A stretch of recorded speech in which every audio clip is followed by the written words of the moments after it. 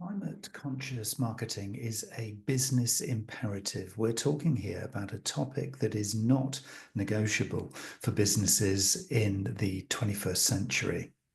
We need to align, though, sustainability and the concept of marketing sustainability with profitability. I think if you're in an organization that's been resistant to sustainability as a concept, as a way of thinking, as a commercial mindset, then it's possibly been because of a lack of almost a commercial sensitivity to it. In other words, people have thought, okay, well, that's kind of the right thing to do, but will it make us money?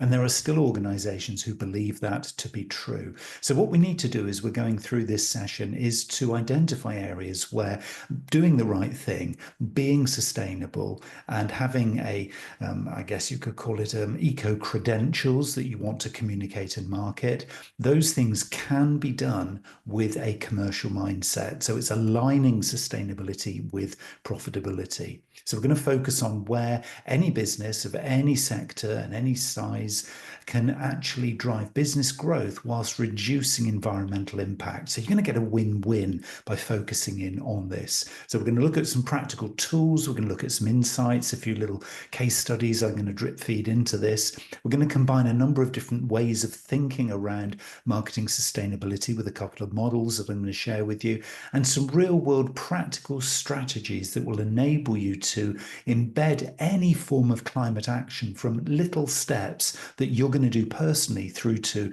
big initiatives that are going to go right the way across your organization and drive these into actual tangible commercial performance.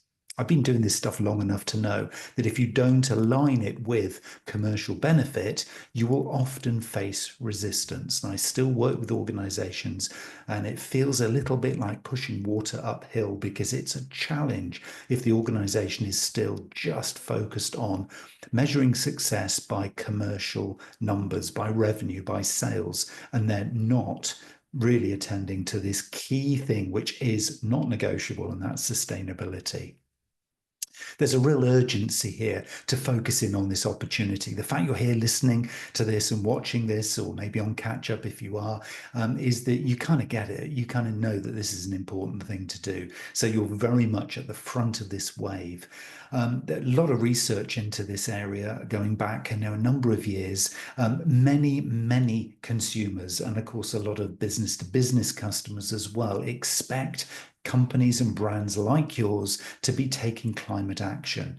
GlobeScan in 2023 did a big piece of research and found that 78% of global customers, so that's literally across the planet, are expecting companies to be taking climate action. And it's not just taking the action, but communicating it, sharing the journey in their communications and their marketing. So what is this? What actually is the opportunity? Because it's all very well to say, oh yes, be more sustainable, but what does that actually mean? Well, climate conscious marketing is a combination of a whole host of things, and we'll drill deeper into these things so you can get a sense of where to go with these things in a practical capability. So it's a combination of CSR, corporate social responsibility. It's mitigating risk of getting it wrong. It's opportunity spotting. Of course it is. You want to be making the most and be innovative as well. But it's also the broader use of the word sustainable, because it is also about long-term profitability. You cannot, or probably shouldn't, just purely focus on this to the detriment of selling product and service, because you need to be a sustainable business.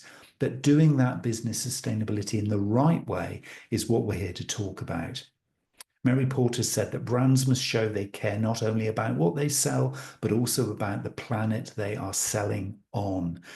And that just is so simple, but so profound. We do need to be doing both things. We cannot ignore the crisis. And it really is that we're in. So there's an opportunity, but there's also a risk of not doing any action at all.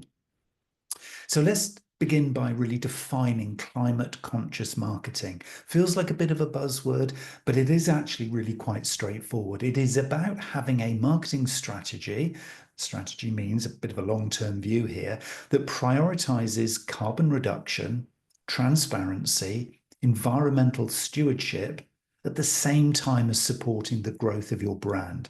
So there's a really lovely mix. I mean, this is real kind of perfect storm time, really, if you're thinking about it. It aligns what we call the triple bottom line. So that's people, planet, and profit with the marketing mix. People, planet, profit. So you can serve the people who you are, focused on in terms of your stakeholder groups, your customers, your staff, your suppliers, your resellers. You can be good to the planet. You can be doing the right thing. You can be more efficient and more accountable, and you can still make profit. So it is this alignment of this, what's called the triple bottom line. There is that sweet spot that we should all, as marketers and communicators and business owners and salespeople, whatever role we take, and maybe you have multiple roles in your organization, but focusing in on those three things and almost having those as your filter for all decision making is absolutely key. People, planet, profit.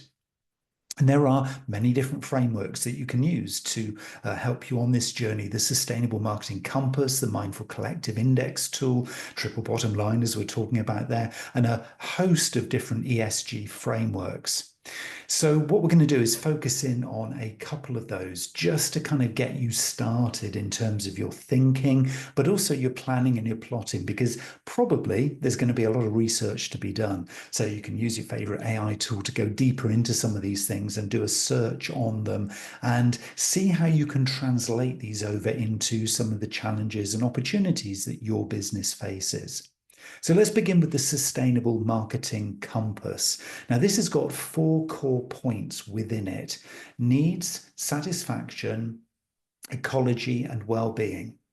So it's kind of a compass, obviously got 4 points pointing in the 4 different directions of a compass. And it guides us and suggests that there are kind of 4 areas that we really need to be focusing in on and balancing and kind of amalgamating to get the best end result. So understand real consumer needs, not wants. What do they actually truly need?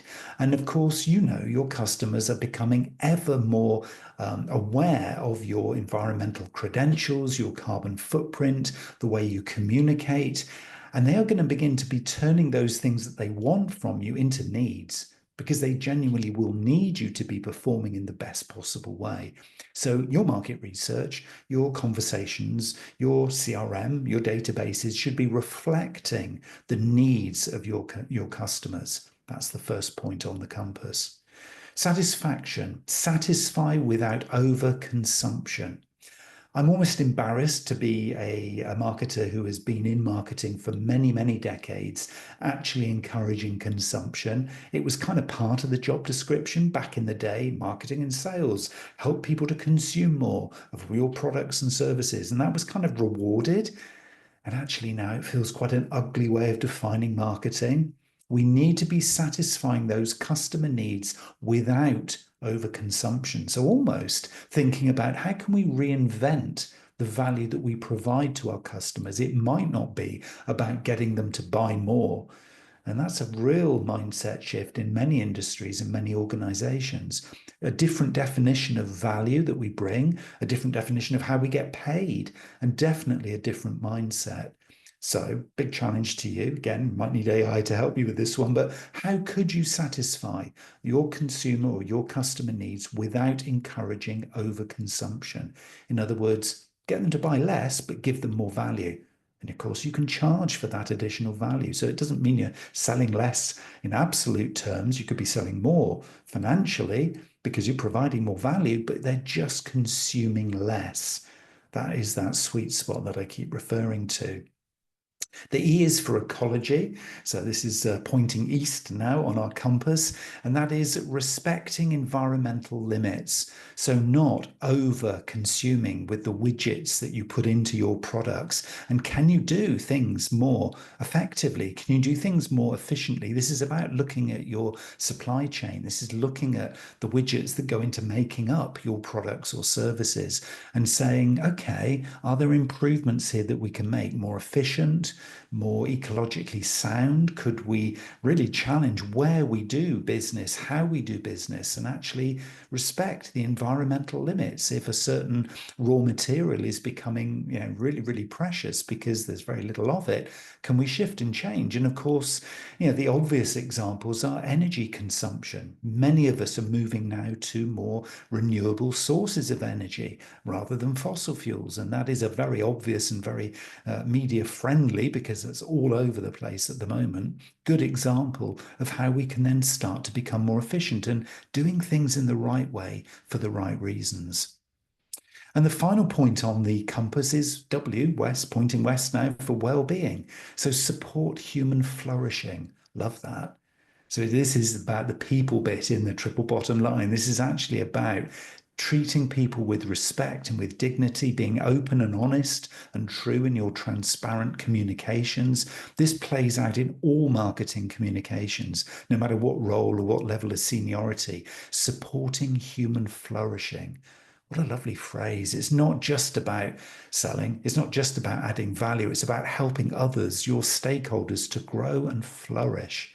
Well, what's not to like about that? And if you can make money en route, brilliant. And if you can actually be doing good for the planet, even better. And if you can be understanding the real customer needs and then serving those with value, wow, what a mix. What a potent and absolutely, immersive mix in your marketing communications that you could create off the back of those things. We're going to talk about greenwashing because there's a danger here that you get carried away. I'm always getting carried away just by defining it for you. So we'll talk about greenwashing and pushing the communications too far. But think of the opportunities that this opens up. Exciting times. And of course, by doing this, you can adjust your language, you can adjust your claims, and you can adjust the visuals to align your marketing with this new kind of pioneering crusade, I guess you could call it, looking forward. It's really exciting stuff. And, it gives you opportunities of innovating and doing things differently to before. And what it might do, and I'm really hoping it might do, because I've got a real vested interest in this next example, which is the Mindful Collective's new marketing mix. If you're not aware of the Mindful Collective, if you go to mindfulcollective.net, you will see a free resource for marketers and communicators that helps you evaluate your marketing approach across people, product, process, and profit, with climate responsibility built in inherently into this. It's driven by a higher purpose. It kind of challenges you as to, well, why are we in business? Of course, it is the creation, the delivery, and the return of value in all directions with everybody you communicate with. That is the reason you're in business. It isn't to make more noise, get more followers on socials. That isn't why you're there. I promise you, it isn't why you're there. It's what you do a lot of the day, but it's not why you're there. So the Mindful Collective Index starts to challenge some of those habits, those pretty bad habits we fall into, those vanity metrics that we rate as being our measures of success, and says, okay, we can do more, guys. We can actually focus in on the right product. We can co-create the right product that serves the value that our customers need. We can talk to the right people, interact with the right people, and make sure all of our people in our organization are fully empowered to drive this new way of working forward. We can focus on our processes. We can do less, but achieve more. We can become super efficient right the way through our value chain, not just internally, but talking to our suppliers and talking to our resellers if we don't directly deal with our customers and we go out through some form of distribution. We can talk to everybody around us and get everybody on board in this amazing journey that we're all on. And we will be creating profit, but the right kind of profit. We will be growing our businesses as a result of doing this. This is the new currency. It isn't just about selling more of the same old products and services. This is about selling the right products and services that bring the most value in the most efficient and ecologically sound way to our customers, and making better, more mindful, more authentic profit by so doing. And this Mindful Collective Index that is mentioned here is scoring that helps you benchmark and improve performance on a day-to-day basis. This is really practical stuff, and it challenges the old marketing mix of product, place, price, promotion. You think about those things. That is ugly, isn't it? Price and promotion is like, what? That is so last year or before. It's why we got into this situation in the first place, really, isn't it? If we're being brutally honest, as marketers, we have been a significant part of the problem. We've been encouraging consumption. What we should be doing is bringing more value to our customers, ourselves, and to the world in the most efficient way. That is what mindful marketing is all about. So if that resonates, and I hope it will, if that resonates with you, go to mindfulcollective.net to find out more. Lots of free resources in there that can help you on your journey. And what we are doing really is we're aligning with this triple bottom line, the people, the planet, the profit. We're looking at inclusive stakeholder engagement because everything I've said so far has really been about co-creation, collaboration, building community. So even for the introverts amongst us, we've got to step into the communities that we serve and those that we can be part of and bring value to. It is about inclusive stakeholder engagement. It is about planet, those eco-efficient practices, everything, every decision you make from, shall I send this email? Because that has a carbon footprint through to where does our website get hosted? Because that's got a carbon footprint. And you can now have carbon positive website hosting. So all of these things are possible. You've just got to wake up and be aware that you can, and you genuinely can.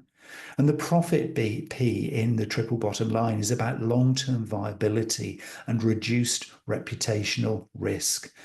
Mark Carney, once the governor of the Bank of England, now doing much greater things in Canada, said that basically the businesses of the future will be the businesses who take this seriously, and there will be no other kind of business. And I believe he was right. The long-term viability of your business and your organization rests on your attention to this stuff because your customers will be going elsewhere if you don't. It really is as simple as that. Paul Polman, the ex-CEO at Unilever, said, doing well by doing good is no longer a contradiction. It's the expectation. And your customers are increasingly looking at what you're doing as a means of deciding whether or not it's you or a competitor that they're going to do business with.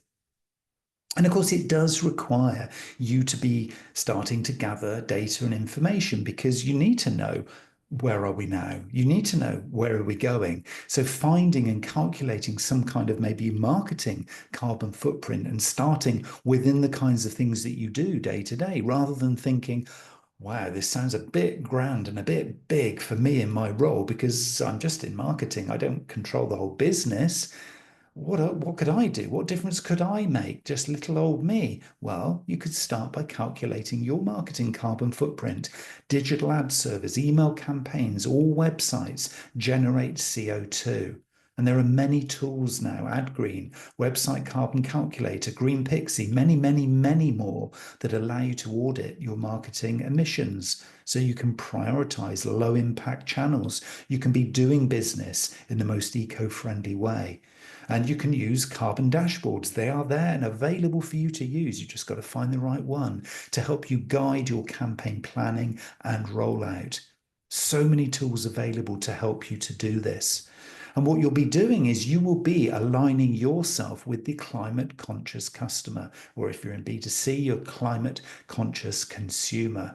There are many people now who are making and really controlling how markets take shape by their purchase decisions. They are going to organizations who are strongly committed to this kind of marketing and communications. So your actionable steps are to tailor your messaging by the customer segments who are thinking and behaving and seeking out brands like yours. And you can nudge customers and eco-considerers to, using behavioral science, to your brands and your messages and your communications. So this is stuff that really matters. If you're still doing old school social media marketing, thinking that you are making a difference, you've missed the first wave, but you can jump on the next one. This is where the savvy marketers are headed and focused right now. There's a lot of hype about AI right now. Of course there is. There's a lot of AI tools that can help you in this work as well. And a lot of marketers are getting almost blinded by the glare of the kind of the golden chalice of AI, and missing the point that AI is enabler. AI is a tool that helps you to do this stuff, and it's this stuff that your customer really wants. They don't want the latest blog post coming out from ChatGPT with your branding on it. That is not of interest. It might feel really efficient to you and really kind of time sort of positive, but it's only a scratch in the surface. This is where the real eyeballs that are the positive ones are headed. And what you'll find as you start to do this, and as you start to kind of tap into this new psyche, if you like, from climate conscious customers, you will see that a lot of people are gathering data. They're not just hearing, bland marketing statements that say, yeah, we're on our journey to net zero. Yeah, we're very carbon friendly. Look at our carbon footprint. We're brilliant. That's not what they're looking for. They will spot disingenuous claims very, very quickly. And in fact, organizations like the ASA, the CMA, and certainly a lot of EU regulators will clamp down on vague eco claims. So you have to be careful. You need to make sure that any data, any claims that you make are verified.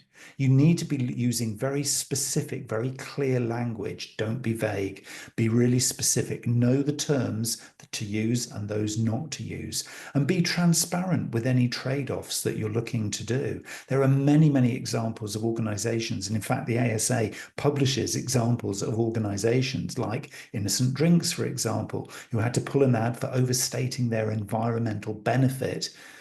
And what we find from that particular example is that transparency matters more than perfection. Everybody knows you're on a journey because everybody is on a journey to this more climate positive position. Even the likes of Patagonia, which is an example I always use because they are the shining light in this new purpose-driven world, even they would never claim to be perfect. They're on a journey too. And look how far ahead most of us they are. So you can use organizations like the Anti-Greenwash Charter, for example, to commit to your journey and the way you're going to communicate it. The Anti-Greenwash Charter is a UK-based group really, really doing some incredible work to help us all in our communications so that we do communicate clearly. We sign up to the charter that shows best endeavors, not perfection. It shows that we're doing our best. We're committed to gathering the right data and evidence to be able to share the right stories in our marketing. So visit Anti-Greenwash Charter for more information about that one.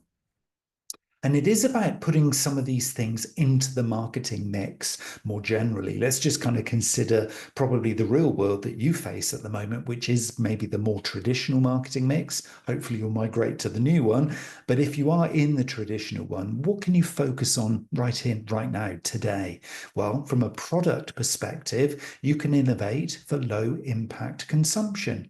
You can design for longevity, recyclability, repairability. You can just make your products and services more sustainable, not building in this planned obsolescence that allegedly, and I will say only allegedly because I'm not judging here, but some brands allegedly build that in so that you need to buy more. That is at the other end of the spectrum of what we're talking about here. So designing for longevity, recyclability, and repairability, and then market product lifecycle stories, not just the features of the product. Show your customers just how good this product is and how they can use it to be part of their own carbon positive journey into the future. With price in the traditional marketing mix, you can trust cost and use true cost economics. You can reflect the environmental impact in your pricing model. You can introduce carbon pricing, maybe premium green tiers if that's appropriate, or climate neutral guarantees if that's appropriate. There's lots of different ways you can rethink your pricing. And remember, if you're taking the journey towards a more mindful marketing mix, the whole price thing comes into the perception of value that you're bringing. So it could be that you're actually introducing new products and services which are completely different to what you've always done. That can get very interesting. Pricing against value and pricing against environmental impact is a key new way to think about your pricing model that goes way beyond just saying, well, it cost us that much to make it. We'll add a bit of a margin on so we make a profit. There's the price. This is going so much deeper, and it's so much more important to do it this way. The P for place in the existing marketing mix is looking at your distribution channels. Where can people buy your products from? And selecting sustainable distribution channels, maybe rethinking delivery, rethinking packaging, rethinking and maybe, storage of how you're storing, with energy consumption, for example, using carbon offset delivery. I've got mixed views about carbon offset, but it's a start. Greenpeace has certainly got at least a more powerful view than I have on carbon offset. It kind of suggests that nature doesn't understand offsets, and actually you should be focusing on carbon reduction, not offset, but that's for another day. Look at carbon offset at the very least in terms of your delivery of your products and services to your customers. I mean, click and collect incentives, may well be better than, actual door-to-door distribution. I don't know, you're going to have to translate this into your own world, but there are lots of different ways you can do this. And again, loads of different really good examples. IKEA's urban fulfillment centers, for example, that cut mileage and emissions and a win for both cost and climate. So it's rethinking your place and your distribution and how products and services get from you to the customer. The most eco-friendly ways are the ways you need to be aiming towards. And even promotion. Okay, I'll leave it in there because it is in most organizations' current marketing mix. We're going to move on from that one, aren't we? From what we're hearing here. But if it's already in there, you can rethink ad production and messaging. You can do remote shoots. You can do digital first formats. You can do low emission content planning. You can promote progress rather than perfection. Use storytelling to show real progress and the journey and the roadmap. Even your climate challenges could be shared, but by just starting the conversation and encouraging collaboration, encouraging, your customers and your suppliers to give you feedback on the journey can be a really useful way of doing stuff and can actually open up opportunities to just make it a little bit more productive on the journey. And that is what your customers and the planet are looking for. Take it to the next stage, and you can be looking at things like circular engagement. You'll see a lot of stuff around circular business or circular economy. That is well worth searching and looking into. And it's all about actually stopping things going to landfill by highlighting reuse, repair, sharing, and then maybe renting rather than consumption. It's including life cycle prompts in the messaging, how to care for this item, where to return it when it becomes old and not able to be used again. Those kinds of things rather than just, hey, we're a great brand, buy from us. Patagonia's Worn Wear campaign turned circularity into content. So many really good examples for how you can turn some of these dreams into actual tangible activity. And of course, as you're doing this, what you're doing is you're starting to attract the people that you want on this journey with you, those stakeholders, those customers, and you're going to begin to build communities around shared values. So the right kind of people are going to be engaging with you for the right reasons, and you're going to be fostering customer activism and loyalty through shared climate commitments.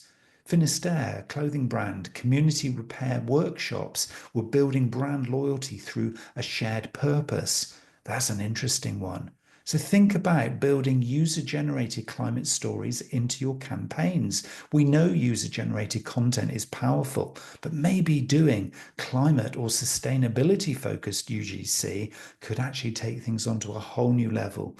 And have a look at your competition. I bet they're not doing this. I'll leave you with that thought because that's a key one. This is competitive edge as well. It's not just great for your business, great for longevity, great for planet, great for customer. It's actually great for competitive activity as well.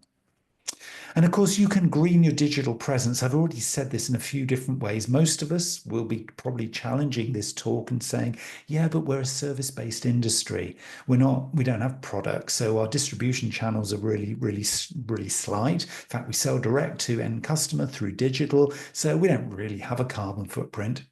Oh, yes, you do.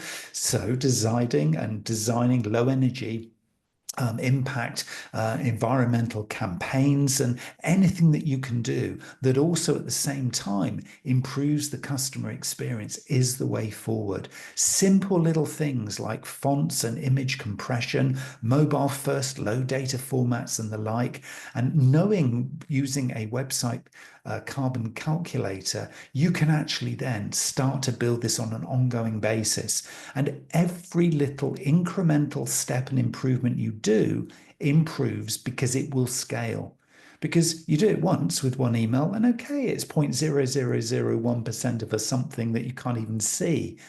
But how many emails do you and your organization send? How many social media posts do you do? How often do you update your website? Your website's open for business 24/7. It's the scalability of those tiny little things that makes this significant. So, yes, somebody will challenge you and say, oh, I can't make any difference here. It's just one more email. Customer didn't print it out, so there's no carbon footprint. And of course, it is an almost immeasurably small number, but multiplied by the number of times these things happen. And if you're a big business doing a lot of digital, doing a lot of marketing, then you will have a big footprint to make sure that you can actually accommodate. And it goes out as well through things like SEO and your email strategy, even. So, reducing keyword stuffing and meaningless volume. Every word on every email, every word that you're putting out there has a carbon footprint. And avoiding, obviously, unnecessary email sends and using clean HTML, as we call it now. So there's lots of different ways you can make continuous improvement. And actually, as part of maybe your reporting dashboards, build these kinds of things in there. Yes, it is about growing your following. Yes, it is about doing more business, but it's also about doing it in the right kind of way. So your climate KPIs for your marketing and communication could be things like beyond the click-through rate and the ROI. It could be CO2 per campaign. It could be share of sustainable products or services sold. It could be, are we increasing the positive sentiment on the comments in our socials on climate content that we're focusing on? Putting some key performance indicators in here that will measure and show you the progress that you're making on your journey and your roadmap are the ways to start to really build some increasing momentum, not just in your marketing, but across your organization.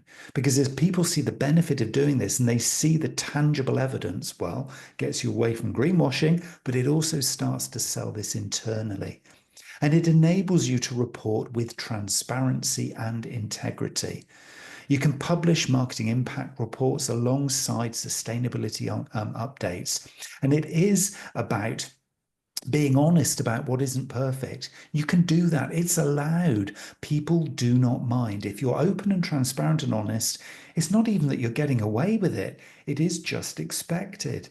Nobody knows, a perfect organization because there is no perfect organization. So it's okay to be honest. It's okay to be real. It's okay to be transparent as far as you commercially can. Of course, I know that. But the more transparent and the more you act with integrity, the more people will believe it because it is the truth. And this is something, again, as a mindset, as marketers, we've been trained to be perfect. We've been trained to, only publish something when it's been, signed off technically and it's been absolutely rigorously kind of, edited. This is about a real truth story. So this is a bit of, again, a mindset change for many brands in many industries, but it's the right way of doing business.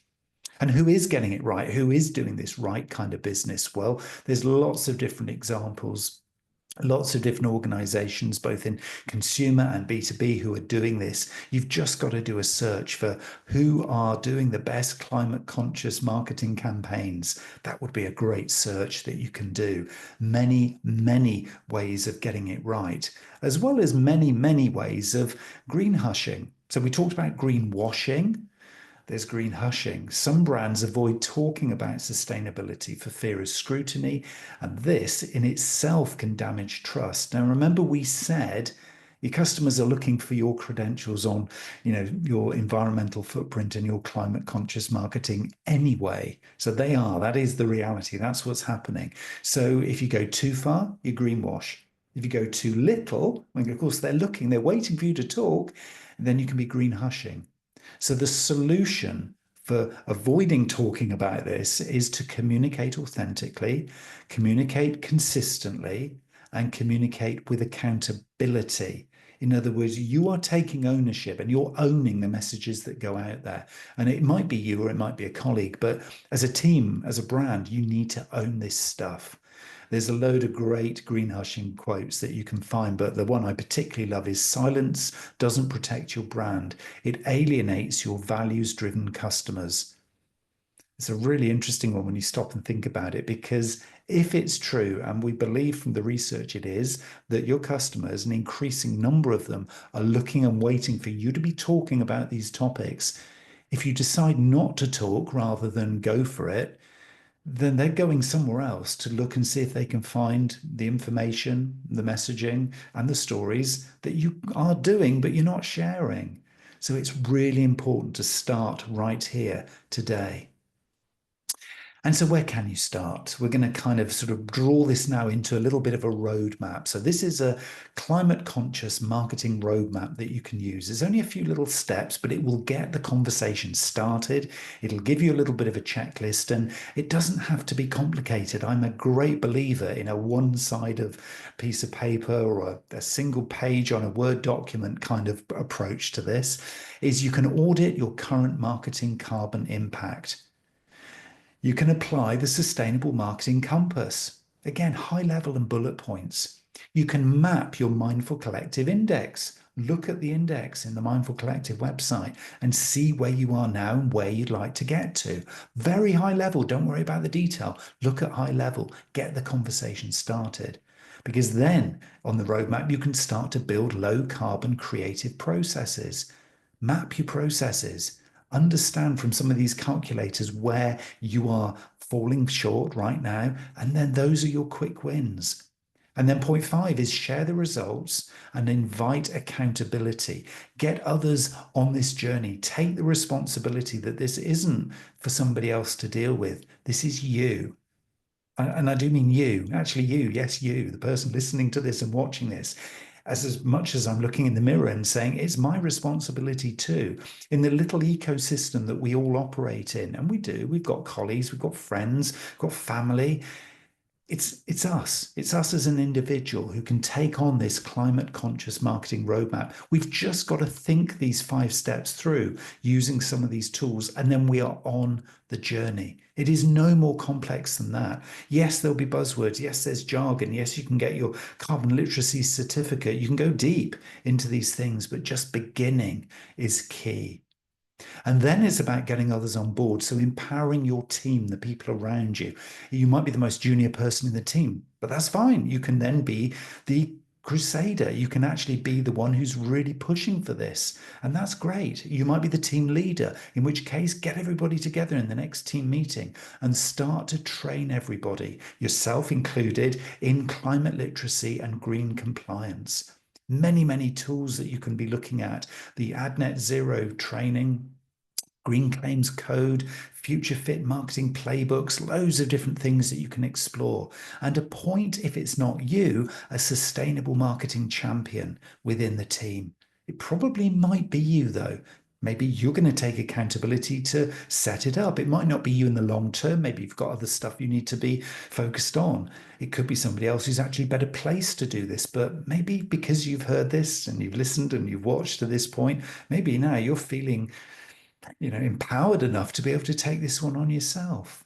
But you can't do it alone. We've talked consistently here about stakeholders, and that is a key word. Think of all the different stakeholders around you who can help you on this journey.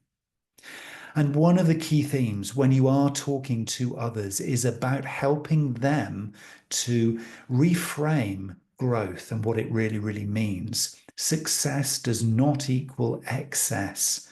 So, challenge, can we grow loyalty, impact, and profit without growing waste, emissions, or complexity?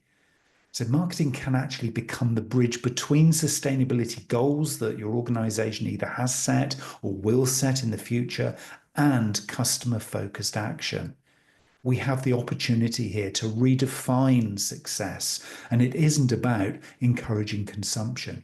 It's about doing the right thing with the resources we have available and doing it ever more efficiently. It is an exciting opportunity for us. And so I want to round off here to take you from awareness to action. Marketing must stop selling things people don't need to people who can't afford them with money they don't have. Climate conscious marketing is not just an option, it's our responsibility. That's Dr. Marcus Collins, cultural strategist. Just think about those things that make us actually embarrassed to be marketers of an old school textbook style. This is an opportunity to reinvent who we are and how we do what we do. So I would challenge you, choose one area, product, people, process, or profit, and map your next campaign through a climate conscious lens. Start small, share openly, and build momentum.